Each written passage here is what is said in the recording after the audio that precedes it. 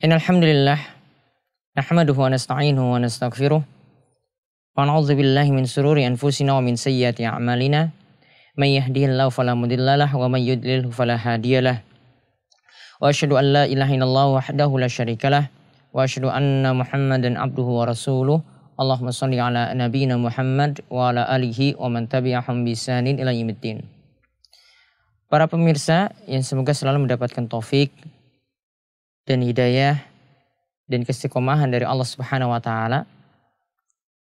Di bulan Ramadan kita ketahui bahwasanya ada malam yang mulia. Itu malam Lailatul Qadar.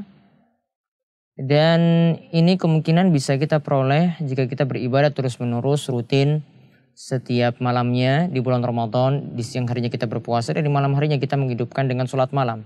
Maka niscaya kita bisa mendapati malam penuh kemuliaan ini. Dan satu amalan yang kita bisa lakukan yang membuat kita bisa mendapatkan malam tersebut di akhir-akhir bulan Ramadan, yaitu dengan melakukan amalan i'tikaf. Pada kesempatan kali ini kita akan menjelaskan secara ringkas dari matan Al-Ghaya wa Taqrib atau matan Abi Syuja, ya penjelasan ringkas mengenai masalah seputar i'tikaf. Para pemirsa sekalian, perlu dipahami bahwasanya i'tikaf secara bahasa itu artinya diam. Ya, artinya itu diam. Kita berada di suatu tempat dan konsekuen untuk tetap di tempat tersebut sampai waktu tertentu. Konsekuen berada di tempat tersebut sampai waktu tertentu dengan diniatkan untuk beribadah. Kepada Allah Subhanahu wa taala. Kita berkonsentrasi untuk ibadah ketika itu, ya. Untuk berdoa, untuk melakukan sholat sunnah atau untuk membaca Al-Quran dan amalan-amalan yang lainnya. Yang kita memperbanyak ibadah ketika kita melakukan i'tikaf. I'tikaf di sini kata Abu Syuja, ya i'tikaf itu adalah hukumnya sunnah mustahabbah, yaitu sunnah yang dianjurkan. Jadi kalau dikatakan seperti ini berarti ini adalah dorongan kepada setiap muslim yang punya kesempatan, yang punya kemampuan, ya sebisa mungkin dia beri'tikaf di masjid. Dia gunakan waktu-waktu di bulan Ramadan di hari-hari terakhir untuk melakukan i'tikaf di masjid. Inilah yang dicontohkan oleh Nabi kita Muhammad SAW. Ya, beliau beri'tikaf selama 10 hari terakhir di bulan Ramadan. Dan menjelang beliau itu wafat, beliau beri'tikaf selama 20 hari. Beliau beri'tikaf selama 20 hari di bulan Ramadan.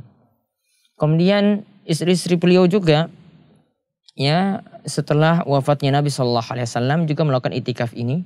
Dan ini sekaligus menjadi dalil bahwasanya bukan hanya laki-laki yang diperbolehkan untuk beri'tikaf di masjid, wanita pun demikian selama mereka itu menjaga aurat dan selama menjaga dirinya dari berhias diri yang dapat menimbulkan godaan bagi kaum pria. Kemudian kata Abu Syuja, jika kita ingin melakukan i'tikaf maka ada 2 syarat yang harus dipenuhi. Ada 2 syarat ketika kita melakukan i'tikaf yang mesti dipenuhi. Beliau katakan yang pertama, niat. Niat ini harus ada, sebagaimana dalam amalan yang lainnya kita ingin membedakan berdiam biasa dengan berdiam yang itu dinilai i'tikaf itu mesti dengan niat. Ya, kata Nabi SAW, innamal a'malu binniyat wa innamal likulli imri'in ma nawa. Setiap amalan tergantung pada niatnya dan setiap orang itu akan mendapatkan apa yang dia niatkan. Jadi kalau dia niatkan di sini ingin berdiam di masjid untuk beribadah i'tikaf, maka dicatat sebagai i'tikaf. Tapi kalau dia niatannya itu cuma diam karena menunggu orang, atau mungkin karena menunggu buka puasa, atau karena dia cuma duduk saja karena ingin menunggu sholat, maka ini tidak disebut i'tikaf. I'tikaf ini harus didasari dengan niat terlebih dahulu. Kemudian syarat yang kedua kata beliau al-lubthu fil masjid. Orang yang melakukan i'tikaf harus berdiam di masjid. Di sini dikatakan berdiam. Lamanya seberapa? Menurut mayoritas ulama, ya, diamnya seorang di masjid kalau dia niatkan i'tikafnya adalah i'tikaf mutlak, diamnya di situ ya cuma sekedar lebih dari kadar tuma'nina, artinya dia itu berdiam beberapa saat saja di masjid itu sudah disebut i'tikaf. Itu minimalnya. Maksimalnya tidak dibatasi. Dia boleh beri'tikaf ya lebih daripada 10 hari pun boleh. Tetapi di sini yang ditekankan ya dia melakukan i'tikaf pokoknya mampu dia berdiam beberapa saat saja di masjid, maka dia sudah disebut beri'tikaf. Ini jika niatnya adalah i'tikaf mutlak. Tapi kalau dia niat itikaf nazar, ya itikaf 1 malam misalnya di masjid, maka dia harus berdiam 1 malam satu malam tersebut tidak boleh keluar dari masjid selama 1 malam. Ya, atau dia berniat itikaf karena nazar juga 3 hari 3 malam, maka dia harus 3 hari 3 malam berada di masjid, tidak boleh keluar dari masjid dalam waktu yang telah dia tetapkan, yang telah dia wajibkan.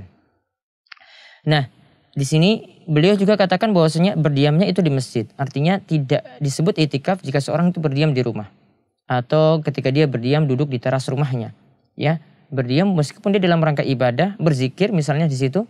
Itu juga tidak disebut itikaf. Itikaf di sini adalah syaratnya mesti di masjid. Dalilnya adalah firman Allah Subhanahu wa taala dalam surat Al-Baqarah ayat 187. Allah Subhanahu wa taala berfirman, "Wala tubasyiruhunna wa antum aakifuna fil masajid." Dan janganlah kalian itu mencumbu, artinya berjima dengan istri kalian sedangkan kalian itikaf di dalam masjid. Di sini dipersyaratkan itikaf itu dilakukan di dalam masjid. Disebut dalam masjid. Dan yang dimasukkan masjid di sini apa? Masjid apa? Masjid di sini yang paling bagus adalah yang dalamnya itu ada sholat 5 waktu dan juga sekaligus ada sholat Jumat, itu yang paling bagus. Tapi kalau cuma ada sholat 5 waktu saja itu dibolehkan. Intinya di sini adalah seluruh masjid. Namun tentu saja 3 masjid utama itu yang paling afdol kita beritikaf di sana, yaitu Masjidil Haram, lalu Masjidil Nabawi dan Masjidil Aqsa. Setelah itu masjid-masjid yang lainnya juga bisa kita gunakan untuk itikaf. Ya, dan sebagian ulama berpendapat bahwasanya itikaf itu cuma ada di 3 masjid, ya tidak boleh di masjid yang lainnya, yaitu 3 masjid yang tadi kami sebutkan. Ini kurang tepat. Yang benar itu cuma menunjukkan afdholiyah saja di 3 masjid tersebut, namun masih dibolehkan di masjid-masjid yang lainnya karena keumuman firman Allah Subhanahu wa taala yang sudah disebutkan tadi dalam surat Al-Baqarah ayat 187 dikatakan fil masajid, yaitu di dalam masjid, artinya di masjid mana saja, ya tidak dibatasi pada 3 masjid yang telah disebutkan tadi. Kemudian di sini aturan itikaf. Kata Abu Syuja, janganlah seorang itu keluar ketika dia itu melakukan itikaf nazar. Ya, itikaf nazar bukan itikaf mutlak biasa. Kalau itikaf mutlak biasa dia boleh keluar semau dia kapanpun. Dia cuma berniat saya mau beritikaf di sini ya sekian menit ya atau sekian jam, maka dia boleh keluar setiap saat ya sesuai dengan yang dia inginkan. Dia itikafnya mutlak, tidak batasi dengan ketetapan tertentu. Pokoknya saya mau berdiam di sini, maka dia bebas. Namun kalau itikafnya itikaf nazar, maka kata Abu Syuja dia tidak boleh keluar dari masjid ya kecuali illa lihajatil insan. Kecuali kalau untuk kebutuhan manusia, artinya kebutuhan yang mendesak. Seperti misalnya ya dia pergi keluar karena ingin buang hajat, tidak ada tempat untuk buang hajat di masjid. Di dalam lingkungan masjid tidak ada. Begitu juga untuk cari makan sahur atau berbuka, maka dia keluar dari masjid. Tapi selama masih ada di masjid, maka tidak boleh dia itu keluar dari masjid, walaupun dengan keperluan seperti itu, selama dimudahkan misalnya ketika itikaf itu diselenggarakan oleh suatu panitia dan dimudahkan dengan berbagai macam fasilitas, maka dia tidak boleh keluar dari masjid. Tapi kalau memang tidak ada jalan keluar, dia mesti buang hajat, mesti cari makan, atau mesti juga mengunjungi saudaranya yang sakit, maka kalau mesti dilakukan di luar masjid, maka dia diperbolehkan keluar masjid. Ya di sini kecuali jika dia punya kebutuhan yang mendesak atau karena ada uzur. Ya di antara uzurnya di sini kata Abu Syuja ini adalah untuk haid. Haid itu diperbolehkan keluar masjid ketika sudah suci dari haid lagi dia kembali ke masjid. Ya ini untuk para ulama yang menganggap bahwasanya wanita haid tidak boleh berdiam di masjid. Tetapi bagi ulama yang memperbolehkan wanita haid diam di masjid, maka tidak ada masalah untuk hal ini. Kemudian kalau alasan sakit juga, ini adalah uzur. Uzur memperbolehkan dia untuk keluar dari masjid. Ya, di mana hal-hal tadi itulah yumkin al-muqamu ma'ahu. Tidak mungkin seorang itu tetap berada di masjid ya dalam keadaan seperti itu. Tadi seperti haid ataupun orang yang sakit. Ya, ataupun orang yang sakit. Jadi ini aturan ketika itikaf tidak boleh keluar dari masjid. Namun hal yang lainnya itu masih boleh dibolehkan di masjid. Misalnya ada yang berkunjung datang ke masjid, istri datang untuk berkunjung melihat kita, itu diperbolehkan. Karena Nabi SAW juga istrinya Sofia itu pernah mengunjungi beliau dalam masjid. Begitu juga ketika istri datang kemudian istri menyisir rambut ya atau berdiskusi dengan kita, lalu kita mengantarkan sampai ke pintu masjid, maka itu masih dibolehkan. Ya itikaf seperti ini masih dibolehkan. Nah kemudian para pemirsa selanjutnya beliau membahas yang terakhir tentang masalah itikaf, yaitu pembatal itikaf. Apa yang membatalkan itikaf? Di sini beliau sebutkan cuma satu pembatal saja, yaitu ya berjima atau berhubungan intim. Beliau katakan wa yabtulu bil wata'i, yaitu itikaf itu batal karena berhubungan intim, karena melakukan hubungan intim. Ya, karena dalilnya adalah tadi sudah disebutkan surat Al-Baqarah ayat 187, Allah Subhanahu wa taala berfirman, "Wala tubasyiruhunna wa antum aakifuna fil masajid." Janganlah kalian mencumbu istri kalian sedangkan kalian sedang beriktikaf di dalam masjid. Di sini yang dimaksudkan bercumbu di sini adalah berhubungan intim, bukan hanya sekedar bercumbu saja, tapi yang dimaksudkan adalah berhubungan intim. Maka ini dengan jelas menunjukkan bahwasanya itikaf itu batal karena berhubungan intim, baik dilakukan di masjid, ya, wallahu musta'an, ya, atau dilakukan di luar masjid, maka tidak dibolehkan. Begitu juga yang termasuk pembatal di sini tidak disebutkan oleh Abu Syuja adalah keluar masjid. Keluar masjid di sini termasuk pembatal kalau dilakukan tanpa ada hajat. Ya, kalau dilakukan tanpa ada uzur.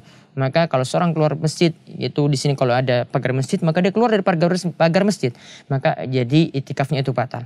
Ya, atau di situ cuma dibatasi dengan terasnya tidak ada pagar, maka ketika dia keluar dari halaman masjid tersebut, maka dia batal itikafnya. Nah, ini ringkasnya apa yang disampaikan oleh Abu Syuja tentang aturan-aturan dalam itikaf. Maka kita mohon kepada Allah Subhanahu wa taala semoga kita diberi taufik untuk terus beramal soleh, dan mudah-mudahan kita juga bisa melakukan amalan yang mulia ini supaya kita bisa berkonsentrasi dalam beribadah kepada Allah Subhanahu wa taala. Wabillahi taufiq wal hidayah. Wassalamualaikum warahmatullahi wabarakatuh.